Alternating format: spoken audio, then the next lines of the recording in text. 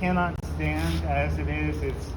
I think the water to sand ratio is a little off, so when I started to pull it apart, it started to crumble. So I may have to let it dry a bit. There's some issues with it. I might have to redo the top 2 layers and redo the ratio. But you can get a general idea with what's standing right now about what's going to happen, what it's going to be. And I had so. Is it hollow? No, it's not hollow. Solid? It's solid. It's about 1,500 pounds of sand. So you still have some left over. Yeah, right. Yeah, I got 2 tons of, or 2,000 tons of sand. Yeah, the cat. What? The sandbox for the cat. That's a good place for the cat. Oh man. No, I don't. Time to go. All right, so this is the first semester I'm embarking on an MS architecture degree that started out with a premise. What happens when artists take their practices outside the physical and conceptual protection of the gallery or institutional space? In many ways, they start incorporating architecture into art. So sometimes that's done in very clunky ways. They've plopped enormous steel sculptures down outside corporate buildings. They've run out into uninhabited places and move earth around and take pictures of it and show their pictures to their friends in the city. But some approaches were unique, or had been unique. Agnes Dennis grew a 2-acre field of wheat in downtown Manhattan in the 80s, transforming a local landfill into a temporary farmland. Alan Caprow gathered friends to build 4 walls out of ice blocks in Pasadena and let it slowly melt.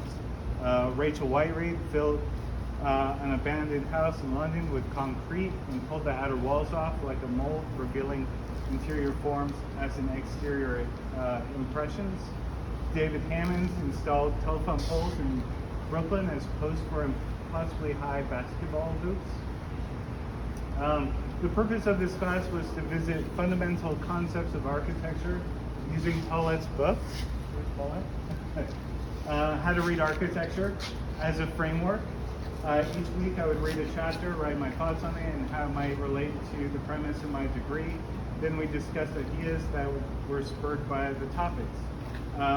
2 projects were conceived and developed from the studio process, and the sand column is one of them. I have immense respect for Paulette and gratitude in helping me ping pong ideas and giving me a framework to build from. So this project is essentially a Greek Doric column built of sand and water. It measures roughly 7 feet tall, and it will slowly erode into a cone of sand. After enough time has elapsed, I will build the column back up again and restart the cycle. I welcome any way you want to approach or think about this project, and I'll leave you with some ideas of how to relate to it.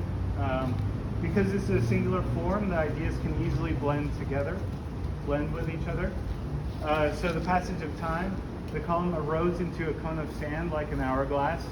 Day by day, or with every iteration of the column, you might predict the degradation of the column by the passage of time, or vice versa. If you believe that art has no fundamental function, then you may look at the rebuilding as a Sisyphean task of meaningless eternity. The building blocks and binder. The sand is like bricks and water, like a mortar or glue.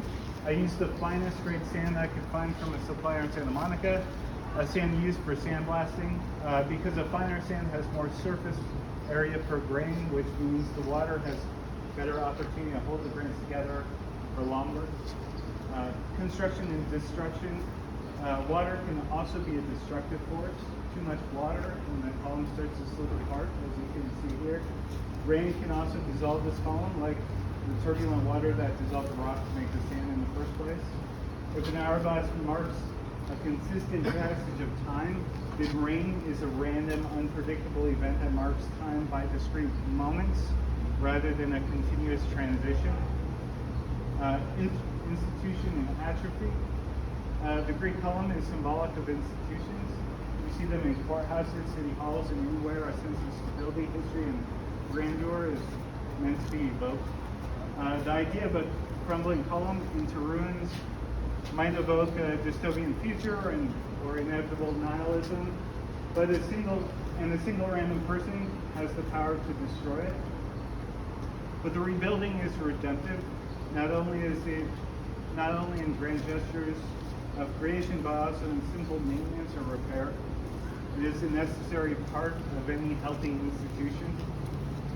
In primitive forms, the Greek column is an elegant variation of a primitive ideal form, a cylinder. And the cone is just another primitive form elegantly crafted by nature. So maybe this project isn't a struggle, but an elegant dance between two ideal states, each asserting itself with its own unique method. So these are some interpretations to think about. I welcome any comments or